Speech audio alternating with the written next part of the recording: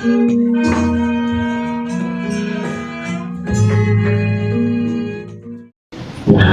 tassa bhagavato arahato sama sambuddhassa.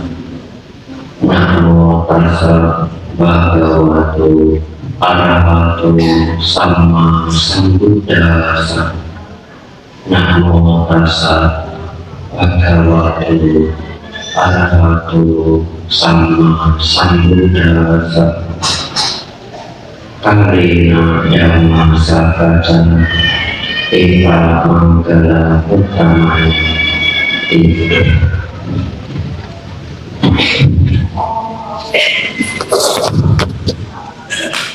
yang mulia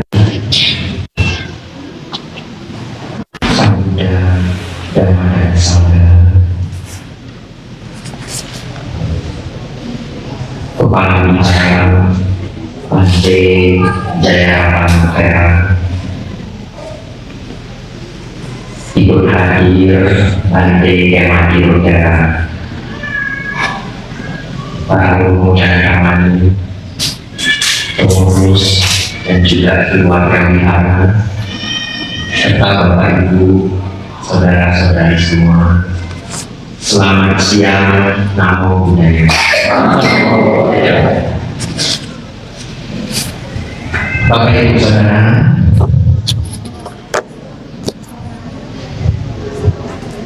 sungguh luar biasa kita bersama hadir di wihara yang sangat indah ini, Wihara Welu Sindoro Arama. Welu artinya bambu, Sindoro itu nama gunung, Arama itu wihara yang besar. Tempat ini Bapak Ibu Saudara, saya pikir sejauh saya mengembara ke banyak wihara, tempat ini adalah yang paling unik dan luar biasa. Karena wihara ini memang dibuat sedemikian rupa oleh Bante Kepala Wihara, sangat terkhusus untuk umat. Bahkan katanya tempat tinggal di sini muat 100 orang. Ditambah lagi akan dibangun gedung di depan, muat 300 orang. Jadi nanti totalnya 400 tamu bisa hadir di sini, boleh menginap, kata beliau. Dan hari ini hadir 2.000 orang, lebih kurang. Nanti ada yang rajin, silakan ikut lapor ke saya. Sebelum saya melanjutkan Bapak Ibu, ada titipan.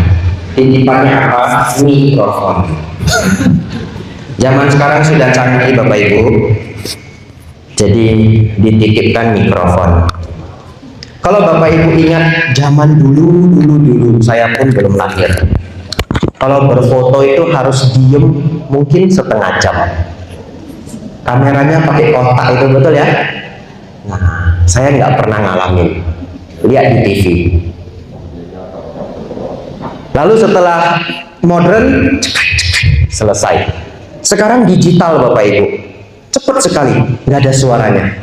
Kadang ada yang mengatakan nggak terasa. Tapi akhirnya sekarang berfoto pun hampir setengah jam lagi. Kenapa? Bikunya 1, umatnya 12, semua mau HP sendiri. Betul ya? Jadi yang foto itu dititipkan HP, HP-nya 8 yang dititipkan. Satu-satu di foto. Tapi tidak apa-apa, itu perubahan zaman. Jadi tahun ini Bapak Ibu, mic yang dititipkan 2. Mungkin tahun depan 6. Ya. 5 tahun yang akan datang, nah atas sampai bawah. Tapi ini supaya yang dari jauh pun bisa ikut mendengar. Bapak Ibu Saudara, siap-siap ya, kertasnya penuh Bapak Ibu.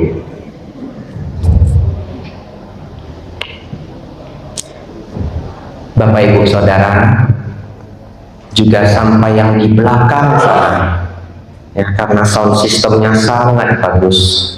Walaupun Bapak Ibu yang di belakang sana sulit melihat, tapi suaranya terdengar sampai jauh.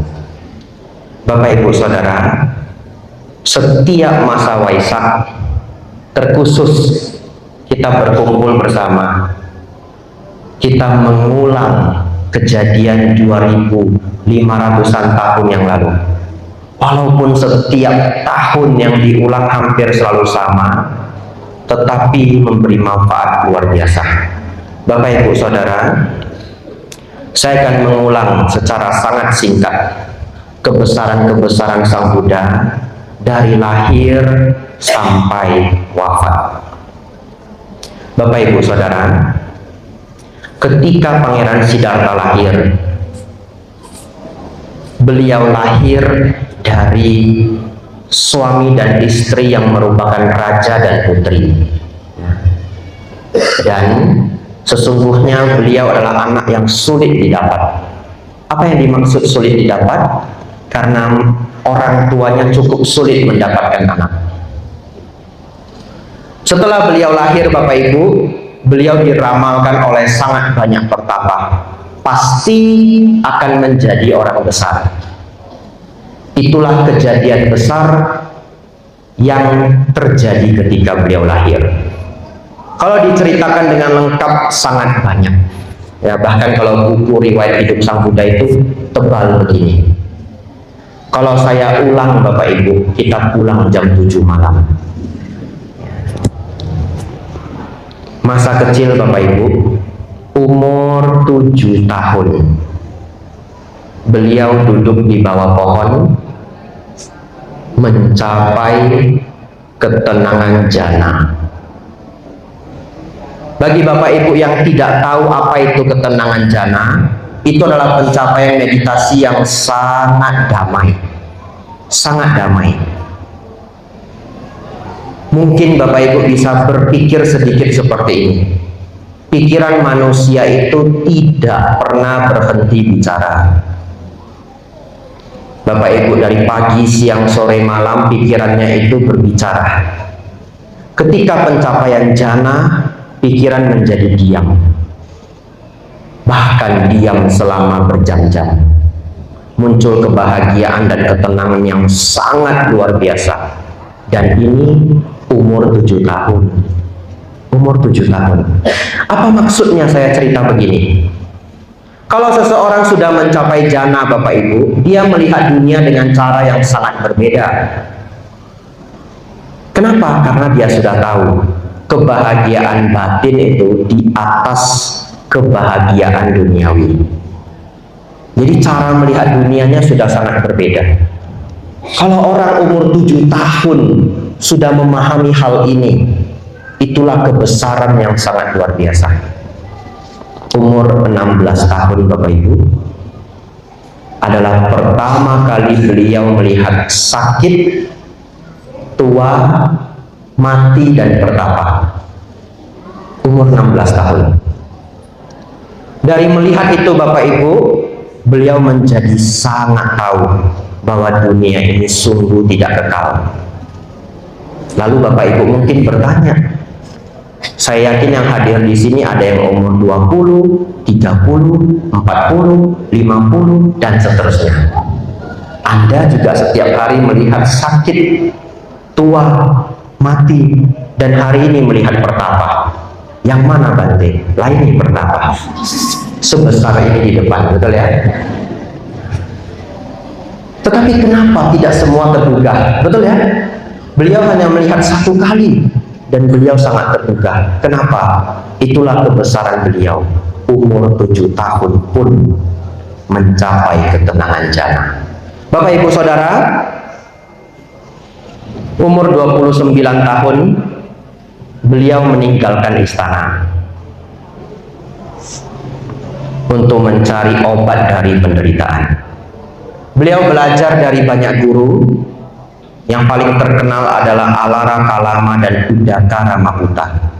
Bertapa dengan 2 guru sangat terkenal ini, namun tidak mendapatkan jawaban dan hasil yang memuaskan. Akhirnya beliau berlatih sendiri. beliau mengambil tekad, Bapak Ibu.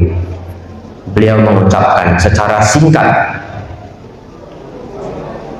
saya tidak akan pergi dari tempat ini sebelum darahku mengering dan tulangku menjadi abu.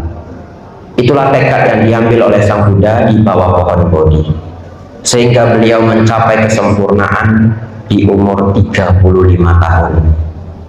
Karena ini hanya mengenang, Bapak Ibu, tidak banyak saya jelaskan. Tapi semoga Waisak tahun ini Bapak Ibu mendapatkan gambaran besar kehidupan Sang Buddha. Apa yang terjadi ketika lahir, umur 7 tahun, umur 16 tahun, umur 29 tahun, umur 35 tahun. Setelah itu Bapak Ibu Saudara, umur berapa beliau wafat, Bapak Ibu Saudara? Umur 80 tahun. Kita umat Buddha sering menggunakan kata Mahaparinibbana, tapi akhir-akhir ini saya ubah menjadi kata wafat. Dan tentu saya akan tetap mengingatkan wafat Sang Buddha kita kenal dengan Mahaparinibbana. Kenapa? Karena ternyata setelah melihat respon dari umat Buddha di internet, sering banyak yang tidak tahu istilah-istilah Pali, sehingga saya sederhanakan. Tetapi tetap saya beri bahasa Palinya, supaya Bapak Ibu Saudara berkembang pengetahuan bahasa Pali. Baik, itu 10 menit mengenang Sang Buddha, Bapak Ibu. Saya sambil melihat jam ya, jamnya di depan saya. Diakhiri dengan Mahaparinibbana. Ketika beliau akan mangkat, ketika beliau akan parinibbana, para dewa menaburkan bunga-bunga surgawi. Orang biasa nggak nampak, Bapak Ibu, tapi mereka yang punya mata dewa, mereka melihat jelas bunga-bunga berjatuhan dari atas langit. Lalu Bapak Ibu Saudara, Sang Buddha mengatakan demikian kepada Bante Ananda, Ananda, lihatlah, bunga-bunga bertebaran, ditebar oleh para dewa. Ini pesan penting sore hari ini, Bapak Ibu. Untung sudah jam 2. Kalau tadi jam 12.30 itu ceramahnya susah. Kenapa? Baru masuk pisang goreng,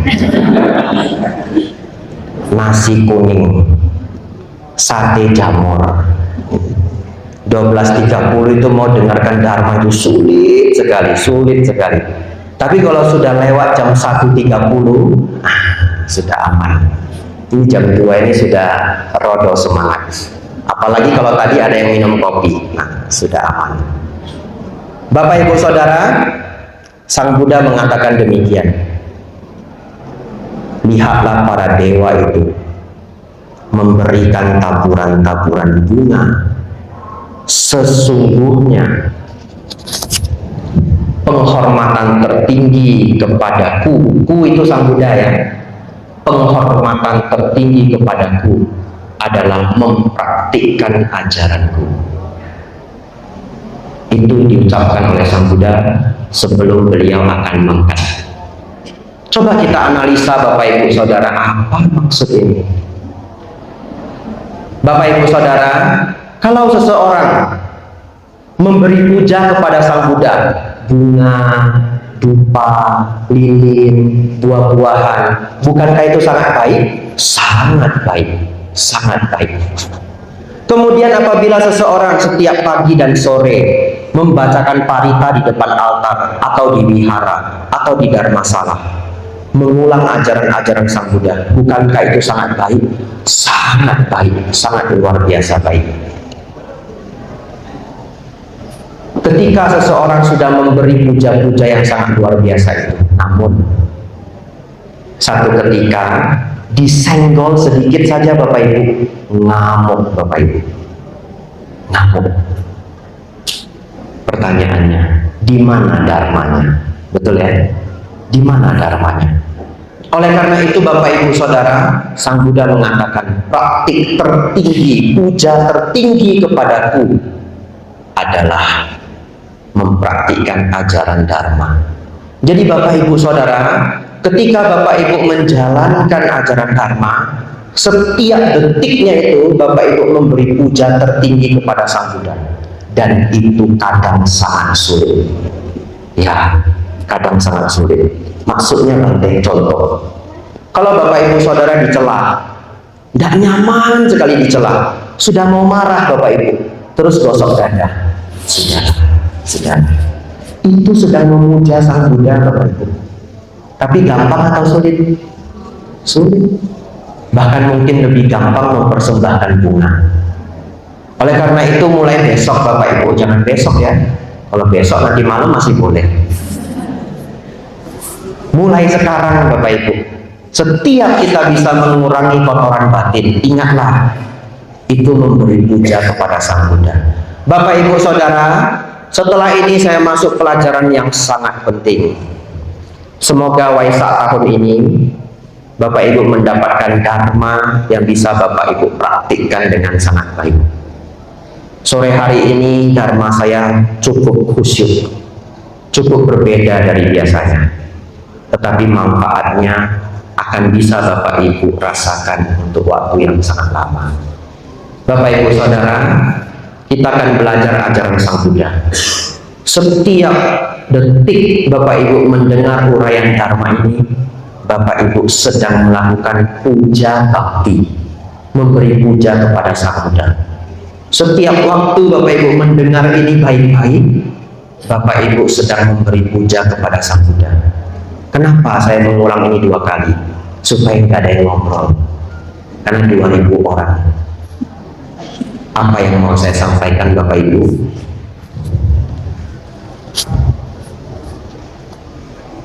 Baik.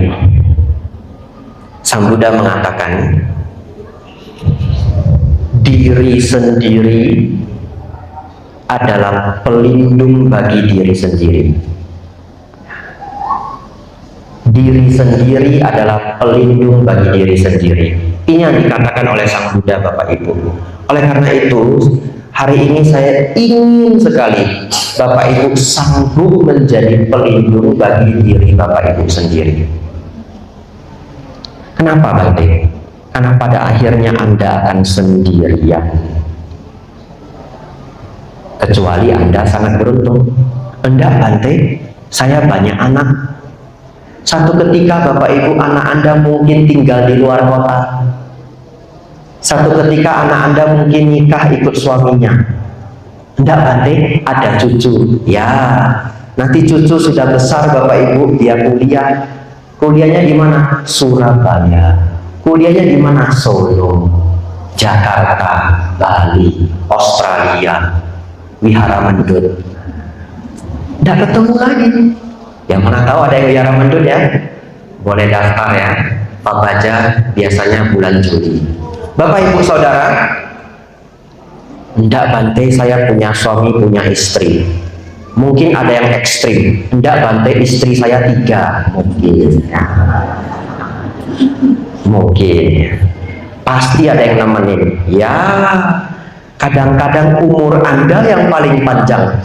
Karena Anda sering gak namakan Ayu Wano Sukhang Baklang, semoga Anda panjang umur. Umurnya panjang sekali. Teman-teman semua sudah berangkat. Kadangkala Anda akhirnya akan sendiri. Oleh karena itu Bapak Ibu Saudara, Sang Buddha mengatakan diri sendiri adalah pelindung bagi diri sendiri. Mari kita dengarkan bersama bagaimana supaya Anda bisa menjadi pelindung bagi diri sendiri. Yang pertama Bapak Ibu, punya banyak karma baik. Punya banyak karma baik. Ketika nanti kita sudah tua, sulit sekali melakukan sesuatunya tanpa dibantu orang. Kadang-kadang kalau sudah sepuh sekali, mau nyebrang jalan aja susah. Harus nunggu ada yang menyeberangkan. Tetapi kalau sepanjang usia muda kita banyak berbuat baik, kenal orang di mana-mana Bapak Ibu. hidup kita akan jauh lebih gampang. Apalagi kalau tidak pernah ada musuh, yang menjaga adalah tetangga. Apalagi kalau di suasana desa seperti ini, ya tetangga itu sangat berharga. Kalau di kota kadang tetangga kita siapa aja tidak kenal, tapi kalau di desa tetangga seperti saudara. Bapak Ibu Saudara, siapkanlah banyak kebajikan sembari kita bertambahnya umur. Bukan hanya Bapak Ibu, saya pun menabung kebajikan. Bagaimana caranya? Memberi pembinaan dhamma. Terus mau berbuat kebajikan bagaimana, Bante? Banyak sekali cara. Banyak sekali cara. Apa yang paling bermanfaat, Bante? Ini bukan karena kebetulan. Bukan juga karena saya dititip-titipkan. Bukan. Bukan. Ya, tidak ada pesan tersembunyi. Tidak ada. Karena baik yang paling besar salah satunya adalah mendukung pembangunan wihara. Ya, kenapa demikian? Karena wihara itu awet, Bapak Ibu. Awet. 200 tahun kadang-kadang masih ada. 300 tahun kadang-kadang masih ada. Kalau ada yang rusak diperbaiki, wah, beratus-ratus tahun awet. Lalu Bapak Ibu Saudara, wihara itu tempat berkumpul banyak orang untuk belajar dharma. Sekali wihara itu sudah terbangun, yang mendapat manfaat itu waduh ribuan-ribuan. Hari ini saja 2000 Bapak Ibu. Jadi Bapak Ibu Saudara, membantu pembangunan wihara adalah kebajikan yang besar. Membantu itu banyak hal ya. Di sini wihara ini ada yang namanya rutinitas kerja bakti. Ya, jadi bapak-bapak berdana tenaga tidak dibayar. Dan Bapak Ibu bayangkan wihara bisa dibangun seindah begini. Itu ada goa nanti Bapak Ibu ya, tapi belum jadi. Nah, diintip-intip dulu sebelum jadi. Nah, tahun depan datang lagi. Terus itu ada air Bapak Ibu. Itu air mengalir terus, itu enggak pakai pompa. Itu benar-benar adalah mata air. Dan selalu mengalir, selalu mengalir. Oleh karena itu, banyaklah berbuat kebajikan. 2 Bapak Ibu, tidak rapuh. Tidak rapuh. Baik. Ini kisah nyata Bapak Ibu. Saya agak takut menceritakannya. Ya, terus terang saya agak takut menceritakannya. Tapi setelah merenung, saya memberanikan diri. Semoga orangnya tidak dengar. Ya. Kalau orangnya dengar, semoga tidak marah. Ya, orangnya nggak di sini, jangan khawatir. Di waktu yang lalu, Bapak Ibu, lalunya kapan Bante? Tidak terani saya kasih tahu. Nanti jadi ketahuan. Di waktu yang lalu, saya datang ke satu sekolah. Lalu di acara besar, berkumpul para guru, orang tua murid, dan semua kegiatan berjalan lancar. Selesai acara Bapak Ibu, ada foto bersama. Karena itu di sekolah, yang mau berfoto banyak sekali. Setelah guru, panitia, orang tua murid, anak SD, SMP, SMA. Terus supaya fotonya bagus, memang supaya fotonya bagus, itu ngambilnya jangan terlalu ramai. Jadi bagusnya kalau SMP kelas 7, kelas 8, kelas 9. Tapi Bapak Ibu Saudara, di foto, sudah jam 11.20 siang. Apa yang terjadi Bapak Ibu? Bantenya harus makan Bapak Ibu. Betul ya? Sudah 11.20, itu belum menerima dana makanan, membacakan parita. Jadi akhirnya Bapak Ibu, terjadilah 2 grup. Grup yang pertama, grup yang dana makan, ibu-ibu. Ibu-ibu sudah gelisah. Kenapa? Karena ibu-ibu yang bawa makanannya. Ayo cepat, bantenya mau makan. Ayo cepat. Grup yang kedua, grup anak-anak. Anak-anak mah tidak mikir. Anak sekolah itu nggak punya kebiasaan dana makan kepada Bante. Ada tapi sangat sedikit. Betul Bapak Ibu? Anak-anak nggak mikir. Jadi ketika dikasih tahu, bantainya mau makan, bantainya mau makan, mungkin dia lihat, oh bantainya lemaknya masih banyak. Anak-anak itu nggak ngerti, bantainya itu hanya bisa makan sampai pas jam 12. Mereka nggak ngerti. Akhirnya bagaimana? Orang tua dan guru-guru mendesak satu anak, yang mana dia juru potretnya. Cepat, bantainya mau makan. Dia bingung, Bapak Ibu. Dia bingung, apa salahnya bantainya mau makan, kenapa? Nunggu sebentar, biar fotonya bagus. Akhirnya mereka bertikai, Bapak Ibu. Mereka di sana bertikai, saya yang bingung, Bapak Ibu. Saya lihat ini, gimana ini ya? Makan salah, tidak makan salah. Saya mau bela yang mana ini ya? Kalau saya bilang, ya makan dulu, bantainya mikirnya makan saja. Terus kalau saya diam, yang ibu-ibu juga berpikir, bantainya kenapa tidak interupsi? Kan kami sudah masak dari pagi, betul ya? Iya, dilema Bapak Ibu, saya diam saja, bingung saya. Terus, apa yang terjadi? Karena didesak, juru potret kan satu toh, ibu-ibunya banyak. Akhirnya juru potretnya meledak, Bapak Ibu. Anak SMA, mungkin meledak dia, Bapak Ibu.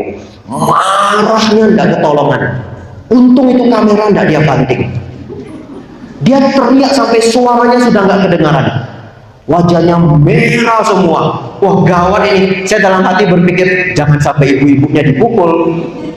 Ya tahu, karena tenaga anak-anak sekolah itu kan kuat. Dia ngamuk sekali. Tapi akhirnya ibu-ibu menenangkan. Tapi ibu-ibu menenangkan, ibu-ibunya tetap harus memprioritaskan bantainya, betul ya? Dia sudah ngamuk, Bapak Ibu. Akhirnya dia tenang sebentar. Ibu-ibunya bilang lagi, bantainya mau makan, bantainya mau makan. Ngamuk lagi jilid 2, Bapak Ibu. Ngamuk jilid 2, dia berhenti, dia nggak mau moto lagi. Terus dia lari ke sana marah, akhirnya lari ke sana marah. Setelah dia marah sambil berkeliling, dicegat sama guru-guru, biar marahnya disudut aja. Oleh karena itu Bapak Ibu, sebenarnya saya takut juga kalau anak ini dengar ceramah siang hari ini ya. Saya pasti ditunggu ini nanti setelah ini. Mana itu bantai api jatuh? Mudah-mudahan saya selamat Bapak Ibu ya. Tapi begini Bapak Ibu, kenapa saya tetap ingin cerita? Karena orang yang tidak bisa menahan dirinya akan gagal dalam kehidupan. Jadi kalau anak ini nonton ceramah ini nanti dan dia sedikit marah atau banyak marah, saya pun rela. Dia mau benci sama saya pun pasrah. Semoga dia bisa berubah. Kenapa? Karena tidak bisa menahan diri itu nanti buruknya banyak sekali. Bagaimana membangun rumah tangga? Betul Bapak Ibu? Bangun rumah tangga itu harus pakai sabar. Bagaimana berbisnis nanti? Berbisnis itu jualan itu dimarahi pelanggan. Kalau kerja dimarahi bos Bapak Ibu. Kalau jualan dimarahi pelanggan. Tetap dimarahi. Kalau nggak dimarahi bagaimana? Jadi bantai saja.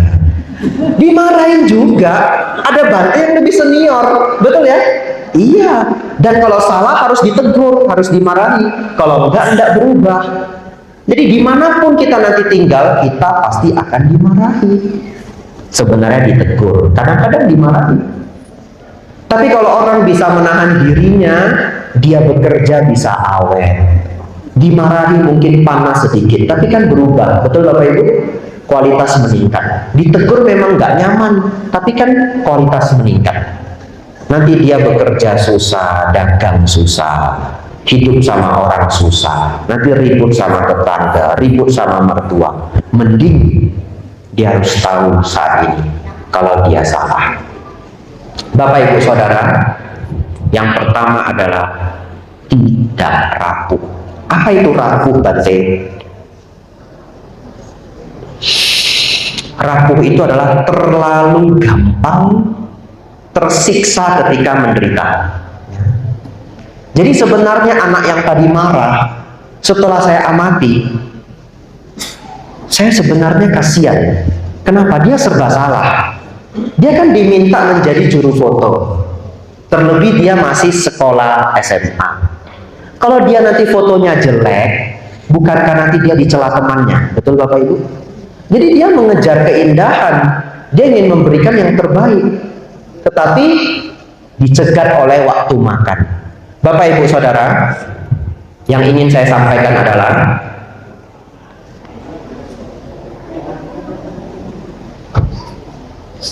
kalau orang itu tidak rapuh, setiap kali muncul duka, bersabar. Dan setelah bersabar kita akan bertumbuh. Badan dan pikiran kita sangat aneh Bapak Ibu. Kalau Bapak Ibu kepanasan, tinggal di satu tempat panas sekali, bersabarlah. Setelah 1 minggu, biarpun ruam di sini, panas sampai ruam semua, gerah sekali. Setelah 1 minggu, penyiksaan itu akan berkurang rasanya. Tubuh kita ini hebat sekali. Setelah 10 hari, Bapak Ibu tahan panas. Lah kok Bante tahu? Ya, karena saya tinggal di Thailand bulan April. Bulan April di Thailand itu panasnya tidak ketolongan Bapak Ibu. Kipas angin itu dibuka maksimal, terus enggak di swing, enggak diputer-puter, ditembak langsung ke badan, anginnya enggak terasa. Betul, saya sambil belajar, panas ini, merah semua. Saya sambil lihatin kipas anginnya, gerah enggak kipas anginnya? Gerah. Pantesan orang Thailand itu kalau kena kipas angin Bapak Ibu nggak bisa masuk angin. Kalau saya di Indonesia, kadang-kadang kalau kipas angin itu nggak di swingnya, pasti masuk angin Bapak Ibu. Ternyata mereka kebal angin. Sekarang saya sudah tahu kenapa mereka kebal angin, saking panasnya. Tapi setelah 1 minggu, 2 minggu, ya enggak apa-apa. Tapi ini badan tiap hari merah Bapak Ibu, ruam semua. Enggak pakai bedak, enggak pakai obat, biarin aja. Lama-lama menjadi kuat. Sejak melewati masa sangat panas itu Bapak Ibu, kalau saya ke tempat yang panas, saya sudah tidak gelisah. Saya berpikir, tidak ada yang lebih panas daripada Thailand di bulan April. Mungkin ada yang lebih panas setelah itu, harus padang pasir Bapak Ibu.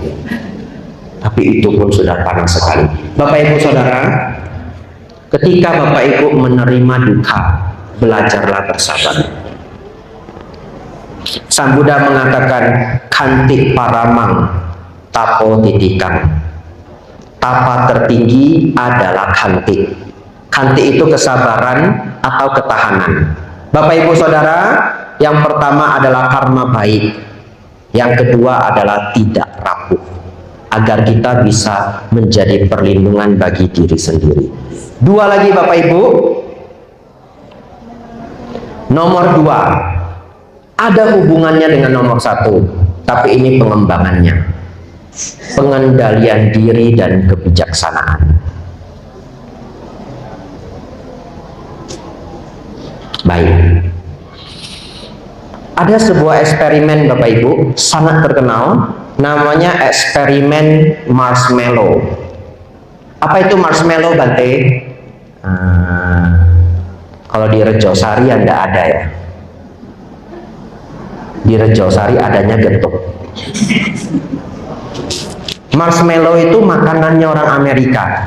Dia permen tapi lembut, ya, bisa dipanggang. Kalau di supermarket ada Bapak Ibu. Tapi kalau di Rejosari ya getuk. Bapak Ibu Saudara, ada satu eksperimen tahun 1970 dilakukan oleh Stanford, universitas terbaik di dunia, top 4 dunia, Stanford. Mereka melakukan apa? Lucu sekali Bapak Ibu. Mereka ambil anak-anak yang masih balita, kemudian dikasih janji. Anak-anak itu didudukin, kemudian depannya dikasih permen marshmallow itu. Kemudian diberi janji, kalau adik bisa nunggu 15 menit, permennya tidak dimakan, atau roti. Kadang-kadang mereka pakai roti juga. Yang pokoknya yang apa yang anak itu paling suka. Mereka nanya dulu orang tuanya, anaknya paling suka apa. Kalau bisa nunggu 15 menit, itu permen, itu roti nanti ditambahin 1. Ya, hampir semua anak-anak Bapak Ibu tidak tahan. Jadi begitu orangnya pergi meninggalkan tempat, anak-anak itu liatin permennya, liatin rotinya, ya. Awal-awalnya sih dia tidak mau makan, dia bertekad tidak mau makan. Lucu loh anak-anak itu. Ya nanti Bapak Ibu kalau penasaran, tapi janganlah ya nanti seperti anaknya tersiksa ya. Gara-gara dengar ceramah nanti anaknya dijadi itu percobaan. Lalu adik-adik itu permen rotinya itu dicium-cium, diendus-endus, disayang-sayang, diletakin lagi. Ada yang nggak tahan, akhirnya dimakan. Sedikit, sebagian bisa bertahan 15 menit tidak dimakan. Lalu setelah orangnya balik, penelitinya balik, ditambahin.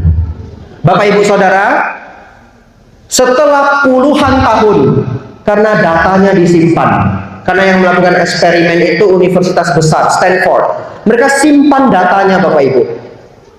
Setelah mereka berumur besar, mereka cek lagi anak-anak ini, dan Bapak Ibu tahu anak-anak yang dulunya bisa menahan diri tidak makan itu permen 15 menit ternyata luar biasa. Nilai ujian mereka itu lebih tinggi daripada anak lainnya. Kalau di Amerika ada ujian namanya SAT, ada matematikanya. Skor atau nilai dari SAT-nya lebih tinggi Bapak Ibu Saudara. Kemudian pencapaian karir mereka juga lebih tinggi. Jadi di sini mereka mendapatkan bahwa orang yang mampu menahan diri itu ternyata lebih berhasil dalam kehidupan. Bapak Ibu Saudara, oleh karena itu kembangkanlah kemampuan, yaitu bisa mengendalikan diri.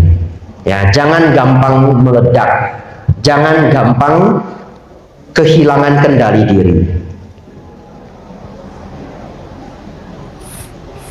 Bapak Ibu Saudara, Sang Buddha mengatakan di hutan belantara ini ada begitu banyak daun. Kemudian beliau ambil segenggam daun. Setelah beliau ambil segenggam daun, beliau tanyakan kepada murid-muridnya, manakah yang lebih banyak? Daun di dalam genggaman ini atau daun yang ada di seluruh hutan? Manakah yang lebih banyak Bapak Ibu? Pasti yang di seluruh hutan. Seperti itulah ajaran para Buddha. Sesungguhnya pengetahuan Sang Buddha itu seperti daun yang ada di belantara hutan.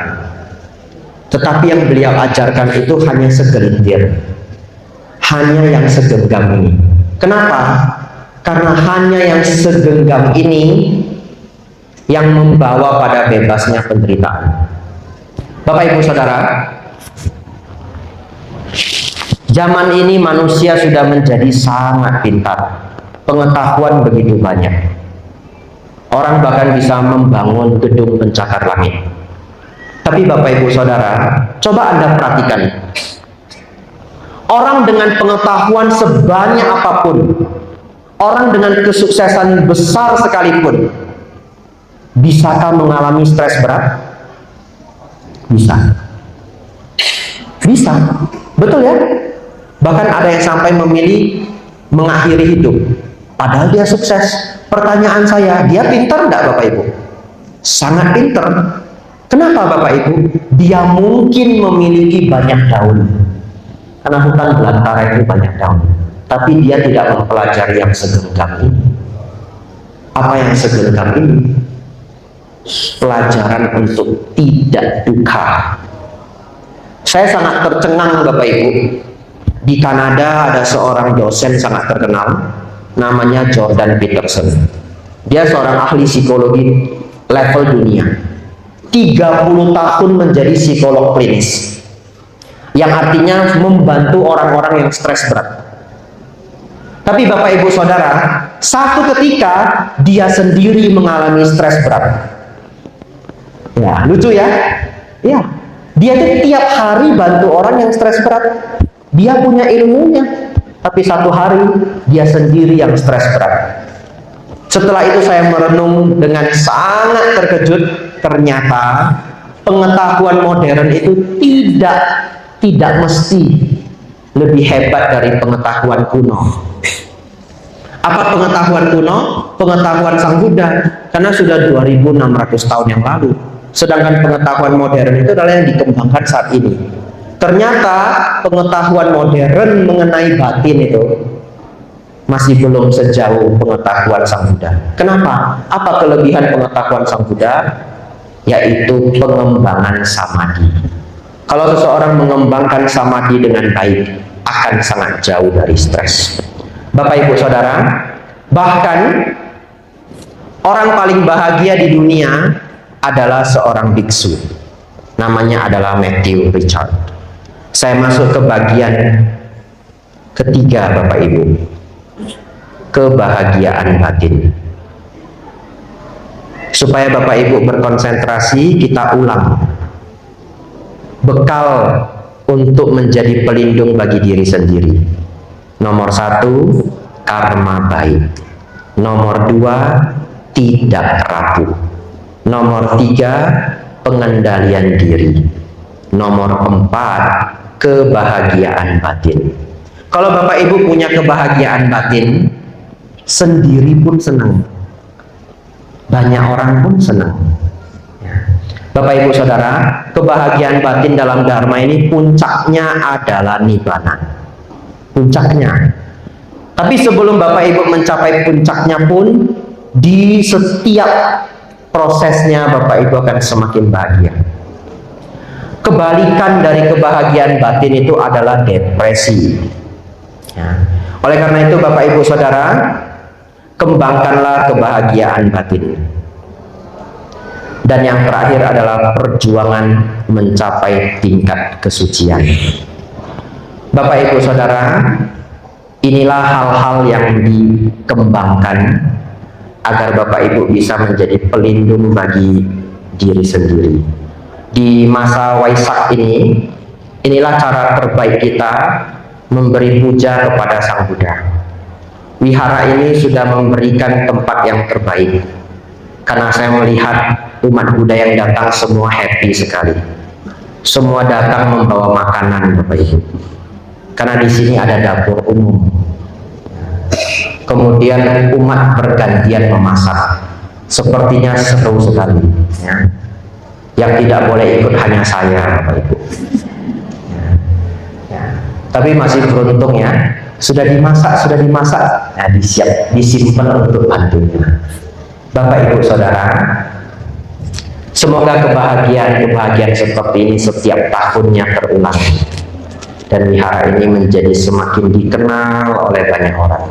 Tentu para umat dari desa juga sangat senang wihara ini bisa didatangi oleh orang dari segala macam penjuru.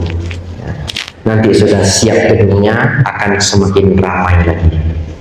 Titipan saya hari ini, bahagia dalam berkomunitas adalah sangat baik. Tapi mengembangkan diri sesuai ajaran Sang Buddha adalah yang terbaik. Bapak Ibu, nikmatilah keduanya. Masa Waisak ini untuk mengembangkan diri. Anumodana semuanya sudah mendengarkan dengan sungguh sangat baik. Semoga Bapak Ibu Saudara semakin berkembang dalam Dhamma, berkembang dalam kehidupan. Selamat merayakan Hari Trisuci Waisak. Sampai sata bawantu sukitata. Semoga semua makhluk hidup berbahagia.